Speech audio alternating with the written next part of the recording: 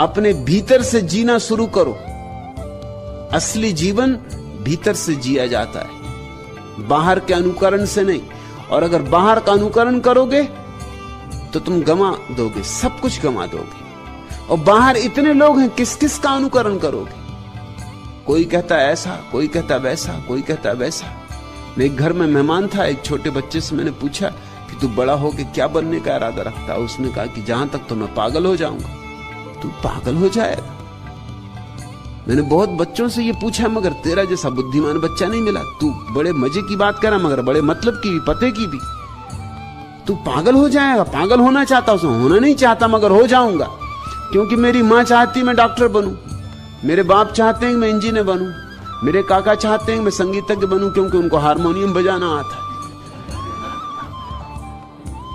मेरा बड़ा भाई है, वो कहता है कि तू तो क्रिकेट का खिलाड़ी बन, क्योंकि उसको क्रिकेट का नशा है। और अगर सबकी आपसे कहूं तो इतने लोग हैं जितने घर में सब चाहते हैं ये बन, वो बन, वो बन।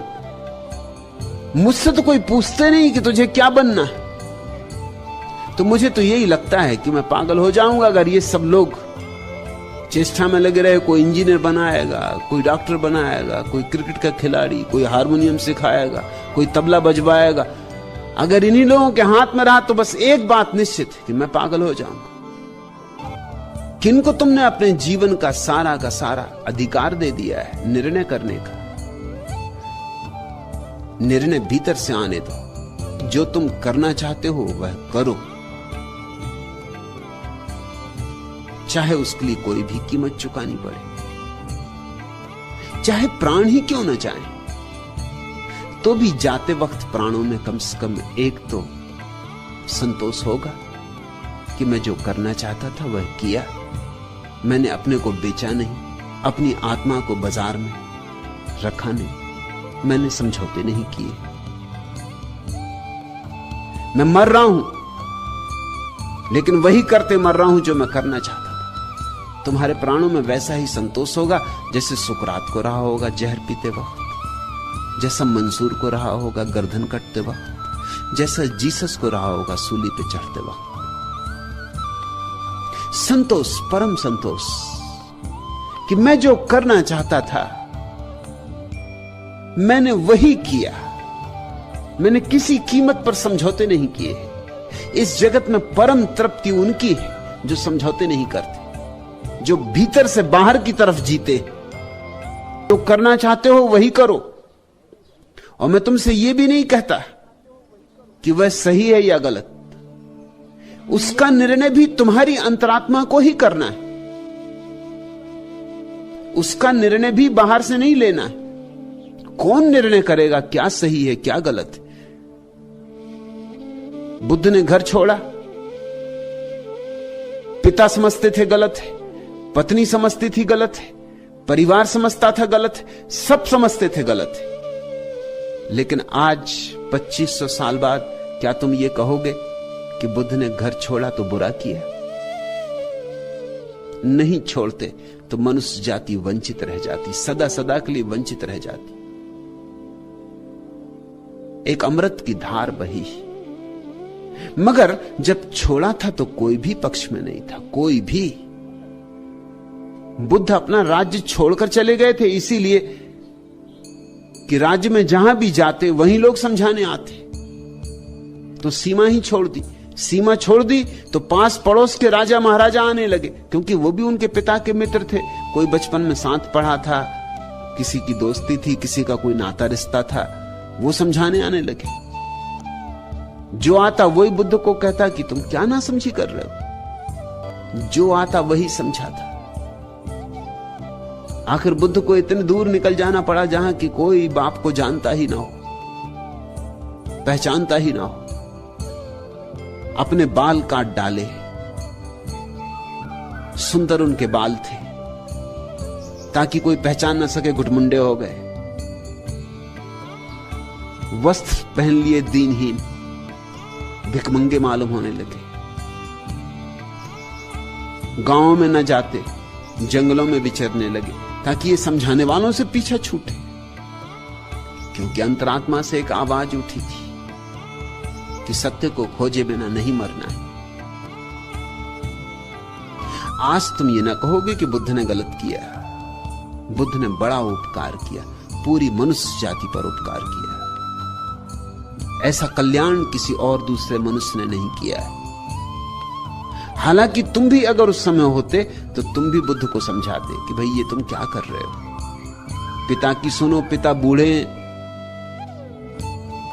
उनको दुख मत दो। पत्नी जवान है, उसको पीड़ा मत दो। बेटा अभी अभी पैदा हुआ है, उसको छोड़ के भाग जा रहे हो। ये पलायनवाद है। सब कहा होता, सब कहा था, लेकिन बुद्ध भीतर से जिए, भीतर से जिए, इसलिए महिमा प्रकट हुई, गरिमा प्रकट हुई। सुकरात को समझदार लोगों ने समझाया था कि तू एथेंस छोड़ दे, क्योंकि यहां तू रहेगा तो फांसी लगनी निश्चित है। तू कहीं और चला जा। लेकिन सुकरात ने एथेंस नहीं छोड़ा। उसने कहा जो मुझे कहना है वो एथेंस जैसे ही सुसंस्कृत समाज में कहा जा सकता है, और अगर ये सुसंस्कृत समाज मुझे मारने को तैयार है तो फिर मैं किसी और दूसरे समाज में जाके तो और भी मुश्किल में पड़ जाऊंगा। वो तो और जंगली, वो तो और भी अशिष्ट और असभ्य है। फिर मुझे जो कहना है उसको समझने वाले थोड़े से लोग कम से कम यहां हैं। मौत तो आनी है सो आएगी, मगर मैं अपनी बात कह के जाऊंगा। कोई सुन लेगा, समझ लेगा, मैं तृप्त हो जाऊंगा। जीसस ने सूली पर चढ़ने में अड़चन अनुभव नहीं की।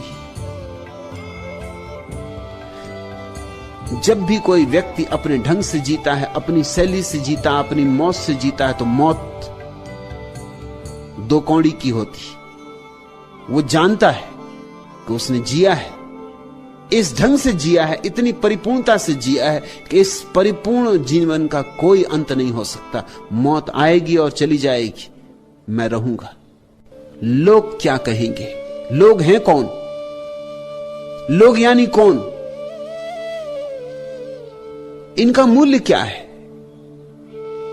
इनकी खुद की आत्मवत्ता क्या है? हजार मूढ़ ताली पीट के तुम्हारा स्वागत करें, तुम इसके लिए राजी होगे कि एक बुद्ध पुरुष तुम्हारे सिर पर हाथ रख के आशीर्वाद दे? तुम इसे चुनोगे, क्या करोगे? संख्या गिनोगे हजार मूढ़ों की? अगर संख्या से जियोगे तो चूकोगे, बुरी तरह चूकोगे। जानने वाले एक आदमी की आंख का इशारा भी बहुत है। न जानने वाले लोगों के फूलों के हार भी किसी काम के नहीं। और जरा संभल के चलना, क्योंकि जो फूलों के हार पहना रहे हैं उन्हें कुछ पता नहीं। एक धुन है, आज फूलों के हार पहना रहे हैं, कल वही जूतों के हार लेके आ जाएंगे। वही के वही लोग, उनके बदलने में देर नहीं लगती। वे हैं ही नहीं, उनकी कोई आत्मा है, उनकी कोई स्थिरता है। आज सम्मान देते हैं, कल गाली देने लगते हैं, फिर सम्मान देने लगते हैं। उनकी बातों का कोई भी मूल्य नहीं है। और तुम जानते हो दुनिया में अलग अलग ढंगों के समाज हैं और अलग अलग बातों को सम्मान मिलता है। अफ्रीका में एक कौम है जिसमें महात्मा अपने आधे बाल काटता, सिर्फ सामने के आधे बाल काट लेता, तो त्यागी। अभी तुम्हारे यहां कोई काटेगा तो तुम समझोगे क्या सर्कस आया है या क्या बात, लेकिन वहां वो समझा जाता त्यागी। अफ्रीका में एक और दूसरा समाज है जिसमें स्त्रियां सुंदर समझी जाती हैं अगर उनके ओंठ बहुत चौड़े और बहुत बड़े हो, तो ओंठों को बड़ा करने के लिए पत्थर लटकाते ओंठों से बांध के। भद्दे हो जाते ओंठ, बेहुदे हो जाते ओंठ, मगर सौंदर्य तो स्त्रियां राजी हैं वही करने को। इसमें सम्मान मिलता है, अहंकार की तृप्ति मिलती। लोग चेहरे गूद लेते हैं गुदने से, बेहुदे हो जाते। लेकिन अगर समाज में सम्मान मिलता है तो लोग गुदवाने को राजी, पूरा शरीर गूंद डालते। समाज जिस चीज को सम्मान देता वही लोग करने को राजी। चीन में हजारों साल तक स्त्रियां अपंग हालत में रही। छोटी सी बच्चियों के पैरों में लोहे के जूते पहना दिए जाते थे ताकि पैर बड़े ना हो। पैर का छोटा होना कुलीनता का लक्षण था, सौंदर्य का लक्षण था। इतना छोटा कि जो सच में कुलीन स्त्रियां होती थी उनको तो 2 स्त्रियों का सहारा लेके चलना पड़ता था, क्योंकि पैर इतने सिकुड़े रह जाते, बड़े ही नहीं होते। तो इतने बड़े शरीर को कैसे संभालेंगे? पूरा शरीर तो बड़ा हो जाता और पैर रह जाते बहुत छोटे छोटे। लेकिन स्त्रियां इसको सहने को राजी थी, क्योंकि उनके पैरों की छोटाई प्रशंसा लाती थी। यूरोप में स्त्रियां बड़े ऊंचे एड़ी के जूते पहनती। उतने ऊंचे एड़ी के जूते पहन के चलना सुविधापूर्ण नहीं। जरा चल के देखो तो पता चले। जरा कोशिश करना, चारों खाने चित्त गिरोगे। मगर उसका अभ्यास कर लेती। जितनी ऊंची एड़ी उतना सौंदर्य समझा जाता है, तो उसको भी करने को तैयार है। जैसे स्त्रियां सौंदर्य के लिए कुछ भी करने को तैयार है। ओंठों पर रंग पोते हुए, भद्दे रंग, बेहुदे रंग, और जब दूसरों से लोग सीखते हैं तो और भी भद्दापन और भी बेहुदापन हो जाता है। कल मैं पढ़ रहा था कहीं, एक आदमी ने मुल्ला नसरुद्दीन से पूछा कि अगर तुम अपनी पत्नी को सताना चाहो तो सबसे बड़ी तरकीब क्या होगी? उसने कहा सबसे बड़ी तरकीब यह होगी कि 500 नई साड़ी खरीद लाऊं, कमरे में रख दूं और दर्पण हटा लूं। बस पगला जाएगी एकदम। दर्पण तो चाहिए ही चाहिए, और जितनी ज्यादा साड़ी हो उतना दर्पण साफ चाहिए, क्योंकि दर्पण में देख देख के तय करना है कौन सी लोगों को रुचेगी, कौन सी लोगों को जचेगी। तुम्हारी अंतर्वाणी होनी चाहिए, कोई और नहीं, क्योंकि तुम्हारी अंतर्वाणी से ही परमात्मा तुम्हें सूचनाएं देता है।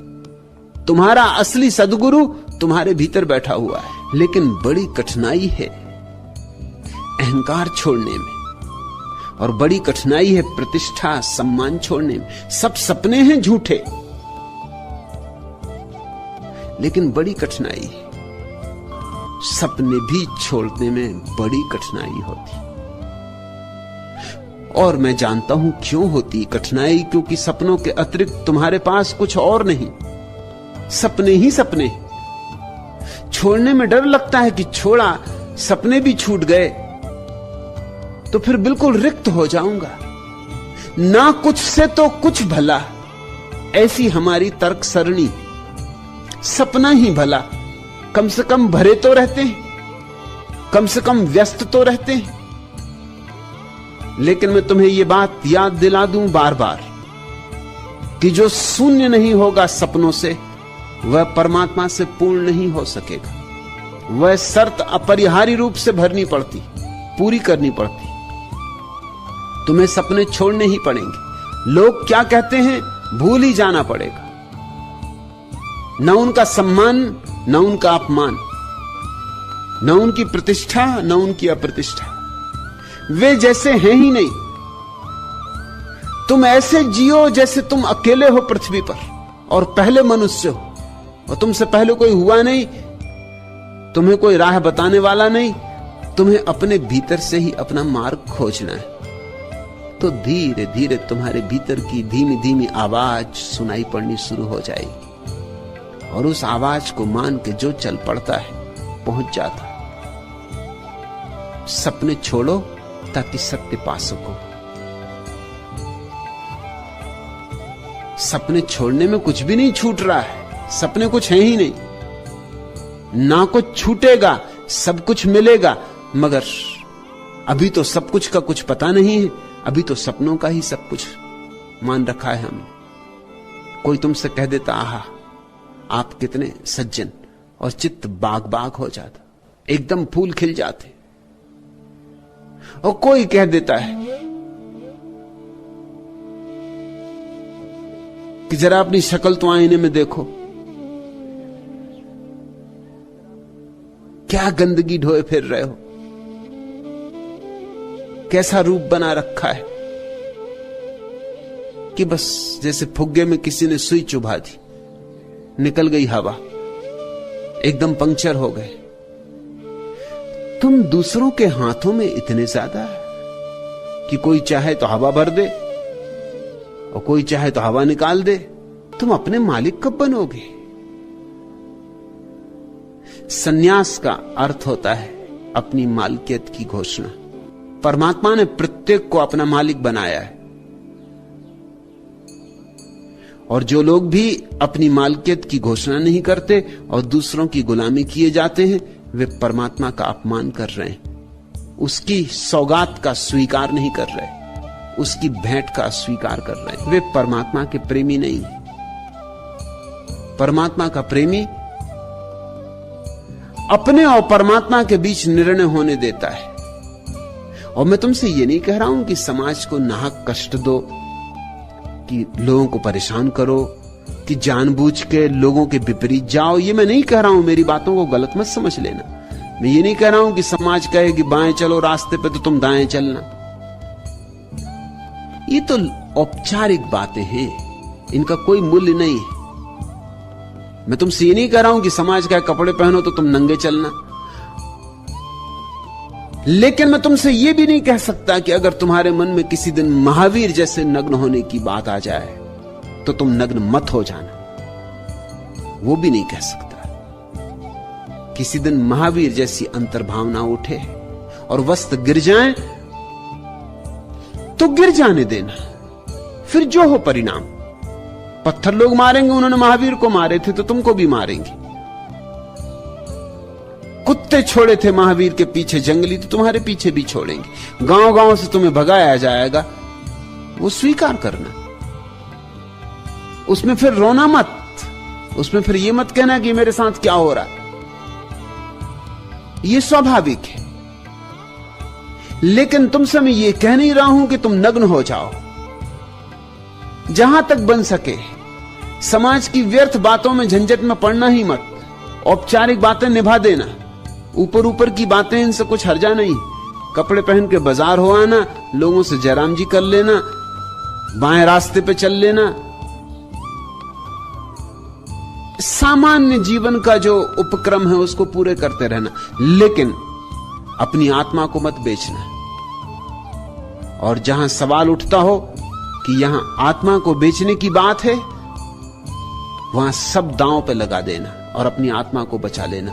जिसने अपने को बचा लिया उसने सब बचा लिया, और जिसने अपने को खो दिया वह सब खो देता है।